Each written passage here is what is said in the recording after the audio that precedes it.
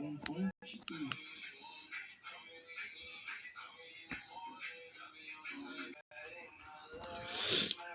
maneira de estimular esse sistema imunológico é a vacinação. Deixar a vacinação em dia, tomar a vacina da gripe do ano e rever todo o calendário vacinal. Se eu estiver voltando... Olá, boa noite. Hoje é o Dia Mundial da Conscientização da Violência contra os Idosos. Cuidar dos mais velhos é uma preocupação para todos os dias, especialmente agora, durante a pandemia, quando esse tipo de crime, infelizmente, aumentou. Números nacionais indicam um aumento de 50% nos registros aqui em Mogi das Cruzes. Esses casos cresceram 30%. Por isso, a gente conversa agora com a Paula Moreira, que está na Delegacia do Idoso de Mogi das Cruzes.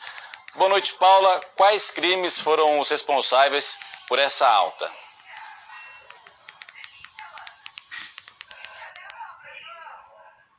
Boa noite para você, para quem está em casa. Olha só, violência, apropriação de bens e abandono foram os principais crimes aí que cresceram nesse período. Sobre esse assunto, a gente vai conversar com a delegada responsável pela Delegacia do Idoso aqui de Mogi das Cruzes, doutora Vera. Boa noite, doutora. Explica pra gente, né, como que se caracterizam aí esses crimes, né, que a gente falou que mais cresceram nesse período. Boa noite, Paula. Boa noite, Saulo, e a todos os ouvintes. A violência contra o idoso, ela se caracteriza pelas informações inicialmente prestadas ou pelos denunciantes ou pelos próprios idosos que comparecem na delegacia. Elas vão desde agressões físicas, agressões verbais, ofensas e também a apropriação de bens do idoso. Esse é o ponto que eu queria tocar com a senhora, né? A apropriação de bens, né? Como que o idoso pode identificar que ele está sofrendo esse tipo de crime, né? Às vezes ele está sofrendo e nem está sabendo, né? Nem está percebendo ali. Nesse tempo de pandemia, em que os idosos acabaram por não poder sair de casa, o que aconteceu? Eles acabaram por confiar o seu cartão bancário, a sua senha para parentes próximos, e isso fez com que esses parentes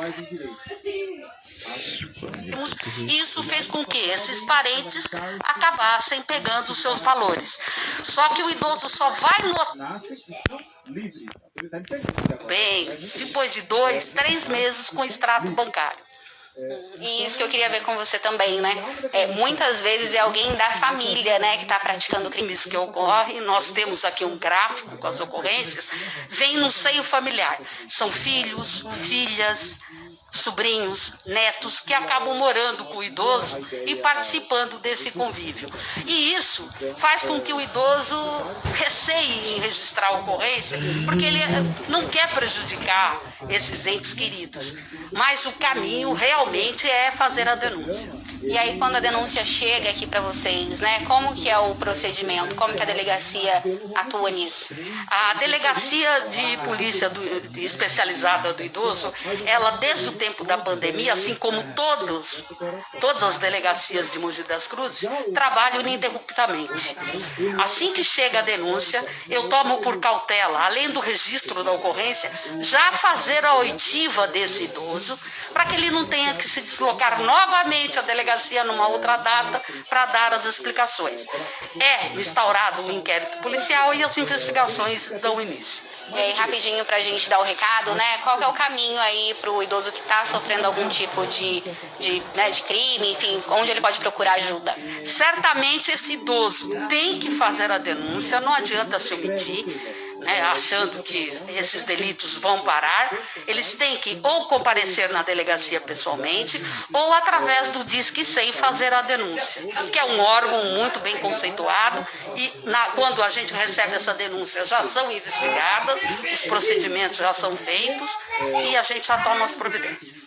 Tá certo, então, doutora, muito obrigada, viu, Boa noite, muito obrigada pela oportunidade. Obrigada. A Delegacia do Idoso se encontra às ordens de toda a população. Tá certo, obrigada. A Delegacia do Idoso, gente, fica aqui na Avenida Prefeito Carlos Ferreira Lopes, número 540, na Vila Mogilar. O telefone para informações é o 4790-2818. Saulo.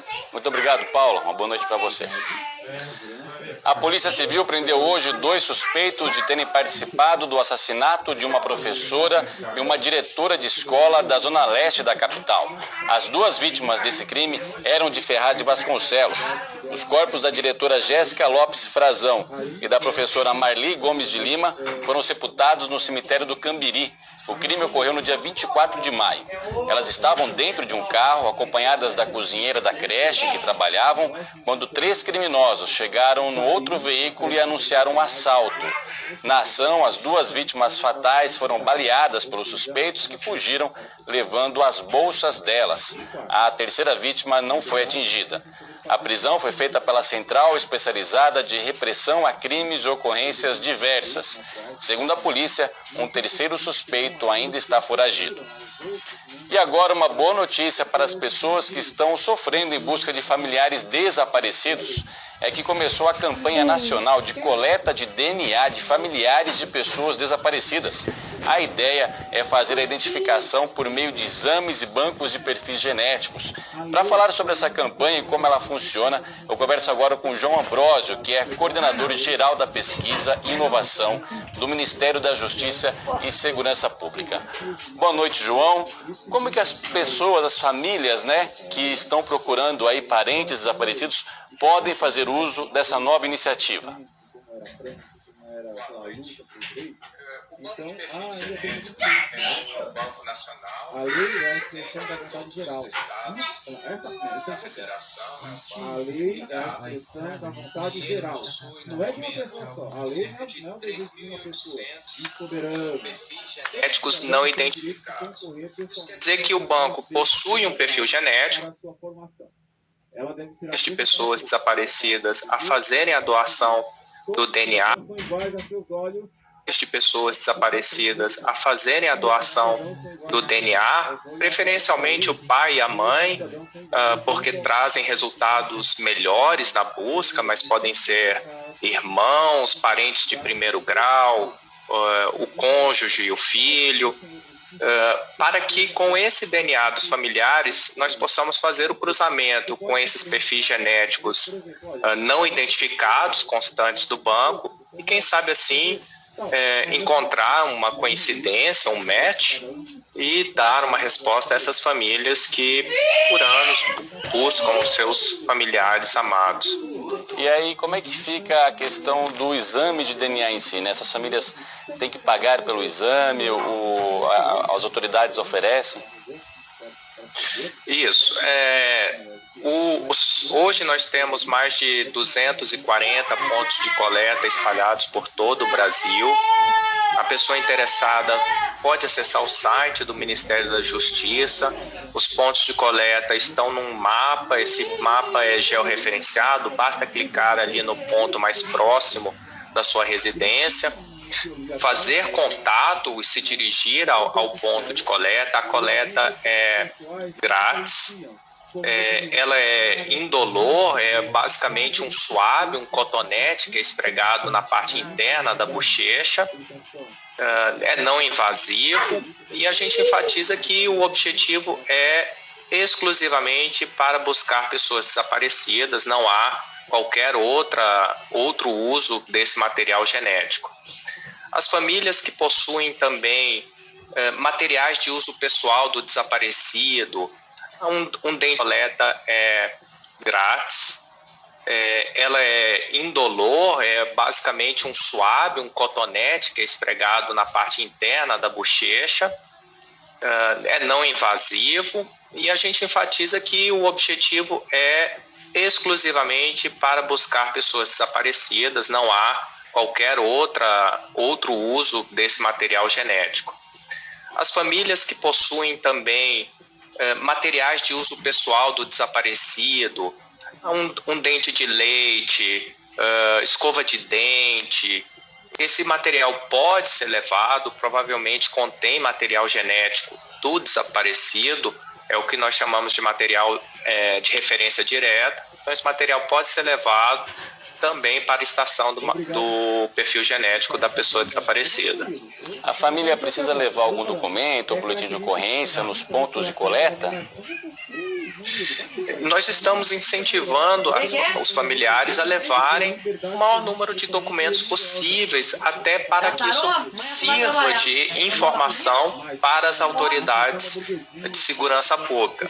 Então, se tiver um boletim de ocorrência já registrado, leve o boletim de ocorrência. Se tiver um documento da pessoa desaparecida, em alguns estados estão disponibilizando a oportunidade de fazer o boletim de ocorrência no momento da doação, mas a gente estimula, sim, que o maior número de informações possíveis da pessoa desaparecida sejam levadas, porque isso vai formar o cadastro de pessoas desaparecidas. Até quando vai a campanha, João? A campanha se iniciou ontem, vai do dia 14 ao dia 18, mas a gente enfatiza que a ideia é que não seja uma campanha com tempo limitado, do dia 14 ao dia 18. A ideia é que os familiares tenham a liberdade, quando se sentirem confortáveis, ou mesmo se tiverem um melhor conhecimento da campanha, do que se trata, a técnica, que possam fazer essa doação em um outro momento. Procurem esses postos de coleta ou façam contato com os laboratórios de genética forense do seu estado, para que possam continuar fazendo essa doação. A intenção Coordenador de Pesquisa e Inovação do Ministério da Justiça e da Segurança Pública, falando ao vivo aqui com a gente. Muito obrigado pela sua entrevista, uma boa noite para o senhor. Boa noite, obrigado. A Agência Nacional de Energia Elétrica decidiu hoje que vai prorrogar por mais 3 meses a proibição de consumidores de baixa renda. Em março, a ANEEL havia decidido suspender o corte de energia por inadimplência para esta faixa de consumidores até 30 de junho. Com a prorrogação aprovada nesta terça-feira, a proibição vai valer até o fim de setembro. A iniciativa, segundo a ANEEL, deve beneficiar aproximadamente 12 milhões de famílias que estão inscritas no cadastro único com renda mensal menor ou igual a meio salário mínimo por pessoa. Também terão direito ao benefício famílias com portador de doença que precise de aparelho elétrico para o tratamento com renda de até 3 salários mínimos, assim como famílias com integrante que receba o benefício de prestação continuada. E agora a gente vai falar da ocupação dos leitos para o tratamento da Covid-19 na região, que novamente traz preocupação. A média de ocupação dos leitos de UTI voltou a ficar acima dos 90%, registrando hoje 90,2%. 3 hospitais estão com capacidade total de ocupação na UTI. Nas unidades estaduais, o Luzia de Pinho Melo em Mogi tem ocupação de 70% nos leitos de UTI e 72% na enfermaria. O Santa Marcelina de Itaquá tem ocupação de 100% na UTI e 90% na enfermaria. No regional de Ferraz e Vasconcelos, os leitos na UTI estão todos ocupados e 73% na enfermaria. No Arnaldo Pesutti, Mogi, 8 hospitais estão com capacidade total de ocupação na UTI. Nas unidades estaduais, o Luzia de Pinho Melo em Mogi tem ocupação de 70% nos leitos de UTI e 72% na enfermaria. O Santa Marcelina de Itaquá tem ocupação de 100% na UTI e 90% na enfermaria. No regional de Ferraz e Vasconcelos, os leitos na UTI estão todos ocupados e 73% na enfermaria. No Arnaldo Pesutti, Mogi, 81% na UTI e 75% na enfermaria. No Hospital Auxiliar de Suzano, todos os leitos da UTI estão ocupados. Já na enfermaria, o índice está em 66%. Nos hospitais públicos que ficam em Mogi das Cruzes, UTI com 65,2% de ocupação. Já nos leitos de enfermaria, 53,6%. Na soma com a rede privada em Mogi, UTI com 71,9% de ocupação e enfermaria com 60,4%. 8 das 10 cidades da região notificaram mortes por Covid-19 em 24 horas. Assunto para a gente falar ao vivo com o Natan Lira do G1. Natan, boa noite. Foram mais quantas mortes? Oi, Saulo. Boa noite para você e também para o pessoal de casa. Foram mais 18 mortes notificadas entre a tarde de ontem e a tarde de hoje por essas 8 cidades aqui do Alto Tietê, como você falou. Essas últimas vítimas eram uma da cidade de Arujá, uma também da cidade de Piritiba Mirim, uma de Poá, 2 de Ferraz de Vasconcelos Vasconcelos, também 2 de Itaquaquecetuba, 3 de Mogi das Cruzes, 3 de Santa Isabel, além de 5 da cidade de Suzano. O total de óbitos pela Covid-19 ficou hoje, então, em 4.378, considerando o acumulado desde o início da pandemia. Também nas últimas 24 horas, a região registrou mais 283 novos casos da doença, totalizando, então, 103.225 moradores das 10 cidades aqui da região que testaram positivo por novo coronavírus desde o início da pandemia. Também em 24 horas, outras 387 pessoas venceram a Covid-19, então o total de curados aqui no Alto Tietê é de 81.580 pessoas. E a média móvel de mortes pela Covid-19 aqui no Alto Tietê continua apontando para uma estabilidade quando a gente compara os dados de hoje com os de 2 semanas atrás. Isso porque há 14 dias a média diária de óbitos estava em 17, enquanto hoje esse número ficou em apenas 18. Considerando então, a variação ficou menor do que os 15% que os especialistas apontam como estabilidade. Já a média de novos casos da doença aponta para um aumento de 39% em 2 semanas. A média de confirmações diárias da doença passa então de 332 há 2 semanas atrás para 463 na média de hoje. E Saulo, a gente muda de assunto, né? Agora vamos falar de vacina, porque a Prefeitura de Mogi das Cruzes abriu hoje à tarde o agendamento para vacinação contra a Covid das pessoas que têm entre 50 e 59 anos, mas horas depois a Prefeitura suspendeu esse agendamento. O prefeito Caio Cunha, né, chegou a postar nas redes sociais que a Prefeitura estava preparada para receber esse público, né, para fazer esse agendamento, mas o número maior de pessoas do que o esperado deixou o sistema instável. Só agora, então, no começo da noite, a se fazer esse agendamento, de 50 a 59 anos, a partir das 8 horas da manhã. Ainda segundo a Prefeitura, estão disponíveis 6.800 vagas para esse público aqui em Mogi das Cruzes. A Prefeitura também montou aí um esquema que a partir de amanhã e também de sexta para sábado vai atender no período noturno. Então vai ter vaga aí para esse pessoal receber a vacina, Sal. Todos os detalhes estão lá na nossa página, g1.com.br/TV Diário. Salve. Importante o recado, Natan. A gente espera que amanhã, a partir das 8 horas, então, o público aí que pode ser vacinado consiga fazer o agendamento, né? Sem nenhuma dificuldade. Exatamente. Encontra na Chevrolet. Qual mais forte da categoria? Chevrolet Cruz, o sedã mais econômico, potente e com motor turbo da categoria. Posso ver as tecnologias de perto? O Cruz tem exclusiva tecnologia de Wi-Fi nativo, Easy Entry, Easy Park, MyLink e faróis auto-adaptativos. E é rentável? Sim, aqui você tem taxa zero em 24 vezes e super valorização no seu usado. Passe na rede Chevrolet ou compre online. Encontre novos... Sim pra padaria, sim pra lanchonete. Sim até pro doce de banana da Ivonete. Sim pro prato feito, sim pra loja da Maria. Sim pro seu Arnaldo da mercearia. Sim pra todo mundo que tem negócio assim, que pode ser pequeno, mas o empenho não tem fim. Sim pra quem achava que tinha pouco din-din, que a Globo não é pra mim, mas olha só que é sim. Sim, sim, sim, a Globo é assim. É sim pro seu negócio, não importa o din-din. Sim, sim, sim, a Globo é assim. É sempre empreendedor que acredita até o fim. Sim, sim, sim, a Globo é assim. Alexia, Kira e Luna invadem a casa de Dominique atrás de provas contra essa bandida. Não vejo a hora de botar a mão nessa planilha pra isso tudo acabar. Mas a hora chegou. Adeus, programa de proteção. Daqui a pouco... O que é que vocês estão fazendo? O din-din. Sim, sim, sim, a Globo é assim. É sempre empreendedor que acredita até o fim. Sim, sim, sim, a Globo é assim. Alexia, Kira e Luna invadem a casa de Dominique atrás de provas contra essa bandida. Não vejo a hora de botar a mão nessa planilha pra isso tudo acabar. Mas a hora chegou. Cadê os programas de proteção? Daqui a pouco. O que é que vocês estão fazendo aqui?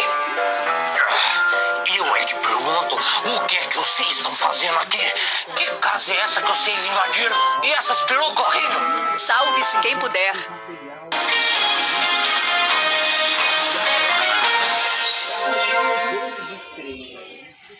O governo federal antecipou os pagamentos da terceira parcela do auxílio emergencial 2021 para o público inscrito por canais digitais e pelo cadastro único. O novo calendário foi publicado hoje no Diário Oficial da União. Os créditos em poupança digital, que começariam no dia 20 de junho, foram antecipados para a próxima sexta-feira, 18 de junho, para quem nasceu em janeiro. Já os saques foram antecipados de 13 para 1º de julho. A liberação depende sempre da data de nascimento, o último dia de crédito de pagamento. Para reabrir cerca de 50 escolas da rede municipal de Mogi das Cruzes, a Secretaria de Educação capacitou profissionais para cuidar do cumprimento do protocolo sanitário de prevenção ao coronavírus, que tem mais de 100 itens. O objetivo é aumentar a segurança de pais, alunos... Álcool gel, do uso de máscara, da manutenção do distanciamento e da observação. Álcool gel, do uso de máscara, da manutenção do distanciamento e da observação de... Que todo mundo conhece, né?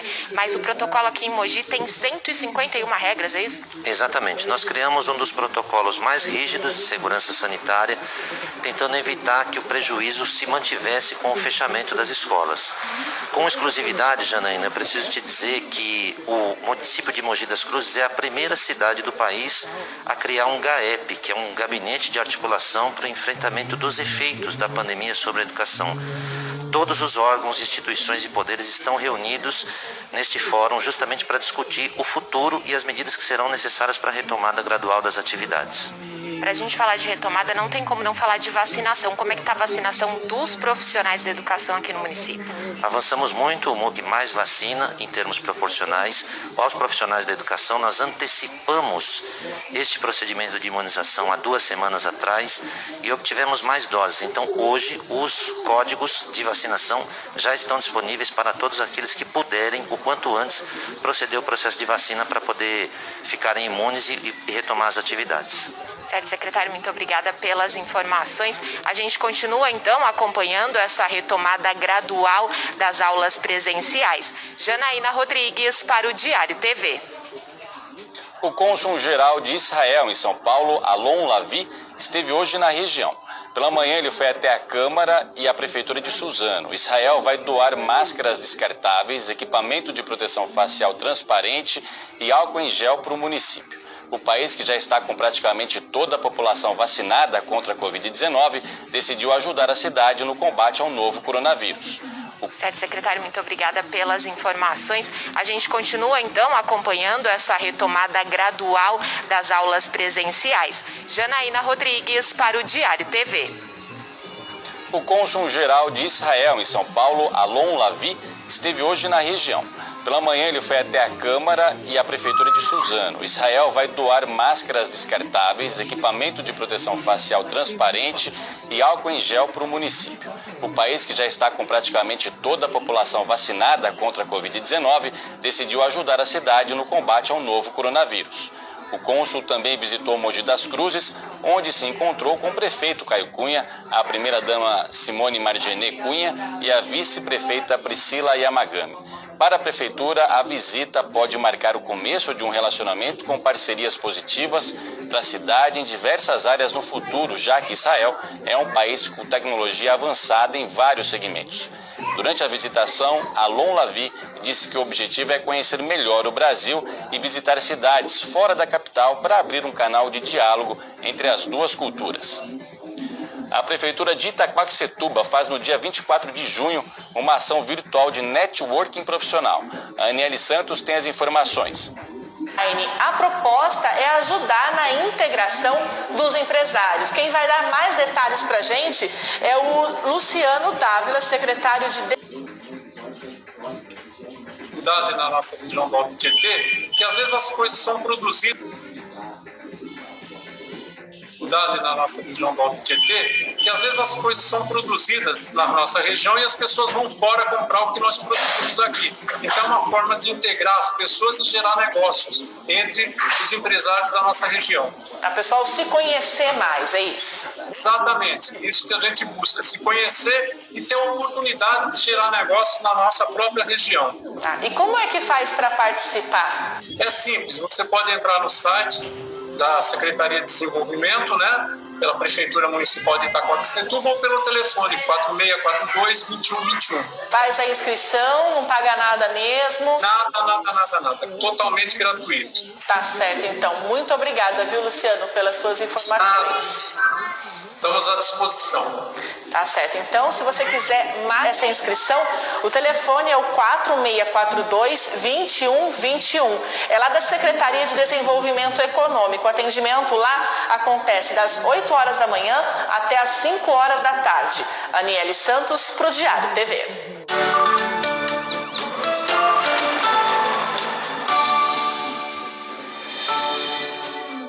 A passagem de uma nova frente fria favorece a formação de muitas nuvens nesta quarta-feira aqui no Alto Tietê. O sol fica encoberto e não esquenta muito não. Essa pequena quantidade de chuva prevista para as cidades da região é de uma possível garoa que deve cair durante a noite. Mínima de 13 graus em Poá e máxima de 20 em Santa Isabel. O Mogi Basquete teve mais uma baixa confirmada no elenco, por isso a gente volta a falar ao vivo com a Paula Moreira, que tem os detalhes. Paula, e quem está saindo é justamente um dos destaques do time, é isso? Oi, Saulo, é o ala Dominique Coleman, ele não fica, viu, em Mogi para a próxima temporada. De acordo com o staff do jogador, o time não tinha interesse aí na renovação, mas ele também recebeu uma proposta melhor. Então, no final, acabou sendo aí um rompimento das duas partes. Só para lembrar, né, o Coleman foi o cestinha do Mogi no último NBB, com média de 14 pontos, e ele jogou o final da temporada com uma fratura no nariz. Foi para o sacrifício aí, ajudou muito o time. Sobre essa fratura, né, a diretoria do Mogi confirmou por meio da assessoria de imprensa que, mesmo sem a renovação de contrato, ele não fica, viu, em Mogi para a próxima temporada. De acordo com o staff do jogador, o time não tinha interesse aí na renovação, mas ele também recebeu uma proposta melhor. Então, no final, acabou sendo aí um rompimento das duas partes. Só para lembrar, né, o Coleman foi o cestinha do Mogi no último NBB, com média de 14 pontos, e ele jogou o final da temporada com uma fratura no nariz. Foi para o sacrifício aí, ajudou muito o time. Sobre essa fratura, né, a diretoria do Mogi confirmou por meio da assessoria de imprensa que, mesmo sem a renovação de contrato, vai dar todo o suporte aí para o Coleman, que ele deve passar, inclusive, por uma cirurgia, né, por causa da lesão. Mais detalhes sobre essas, né, e outras notícias aí do esporte no ge.globo/tvdiário. E antes de eu voltar aí para você, Saulo, hoje, né, a gente se despede